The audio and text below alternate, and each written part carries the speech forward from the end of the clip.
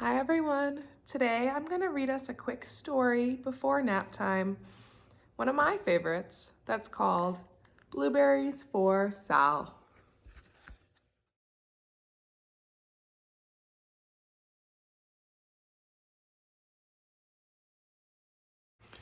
Blueberries for Sal.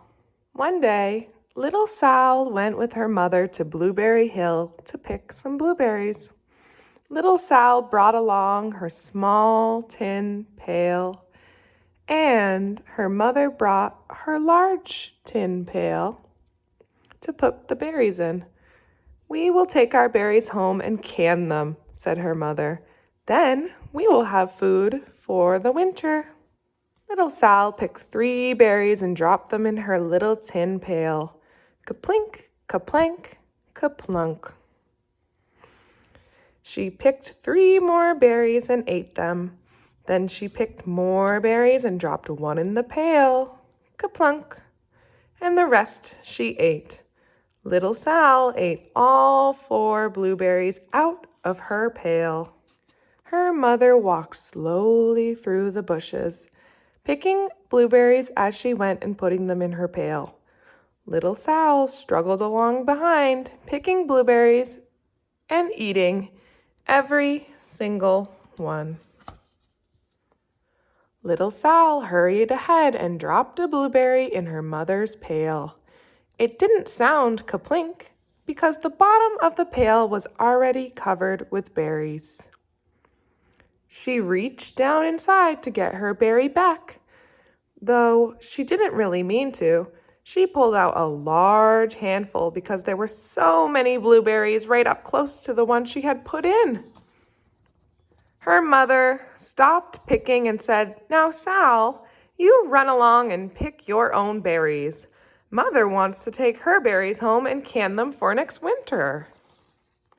Her mother went back to her picking, but little Sal, because her feet were tired of standing and walking, sat down in the middle of the large clump of bushes and ate more blueberries.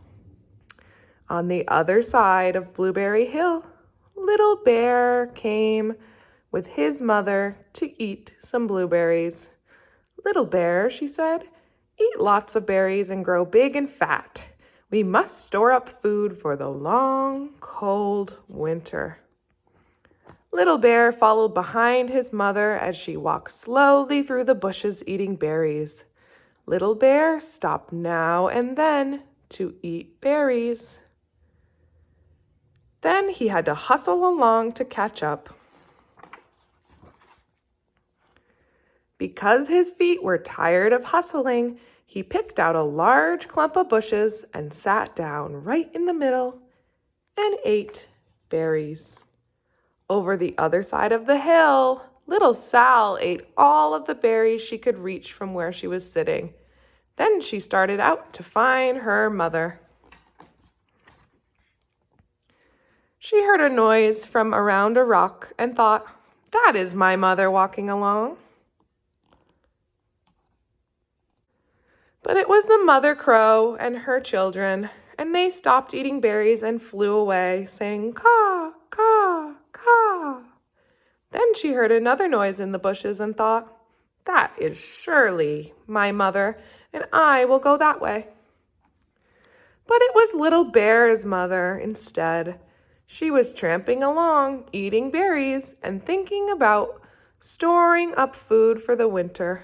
Little Sal tramped right along behind her. By this time, Little Bear had eaten all the berries he could reach without moving up from his clump of bushes. He then hustled off to catch up with his mother. He hunted and hunted, but his mother was nowhere to be seen. He heard a noise from over a stump and thought, "That is my mother walking along."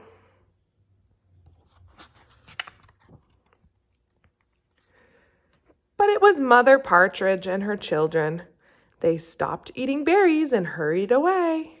Then he heard a noise in the bushes and thought, "That is surely my mother. I will hustle this way." But it was little Sal's mother instead. She was walking along, picking berries and thinking about canning them for next winter. Little Bear hustled right along behind her. Little Bear and Little Sal's mother and Little Sal and Little Bear's mother were all mixed up with each other among the blueberries on Blueberry Hill.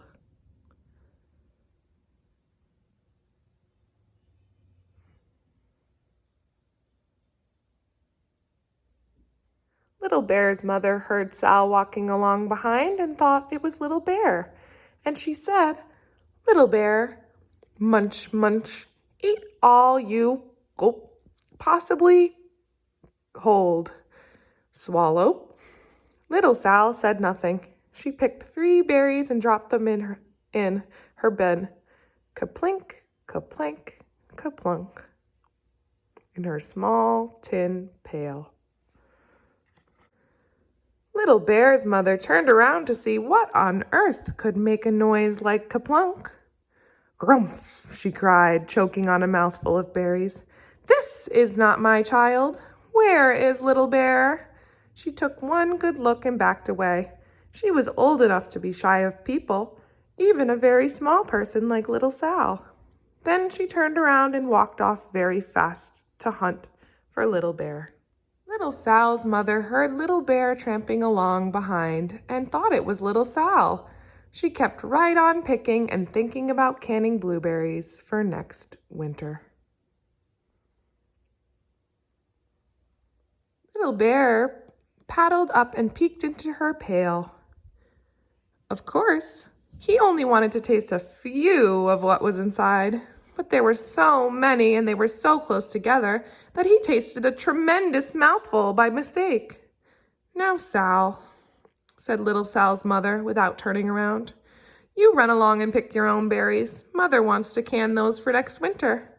Little Bear tasted another tremendous mouthful and almost spilled the entire pail of blueberries.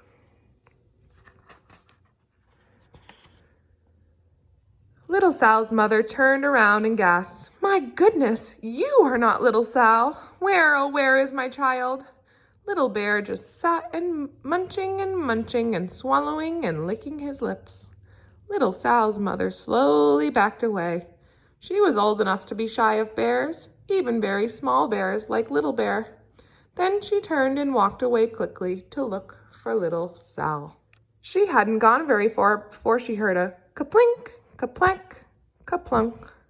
She knew just what made that kind of noise.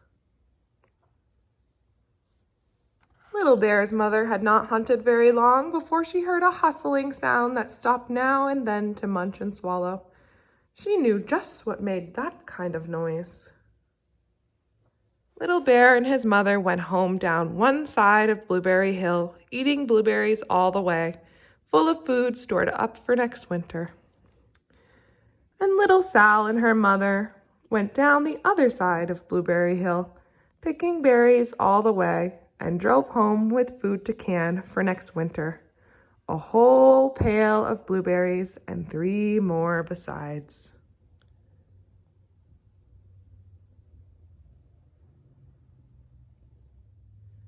The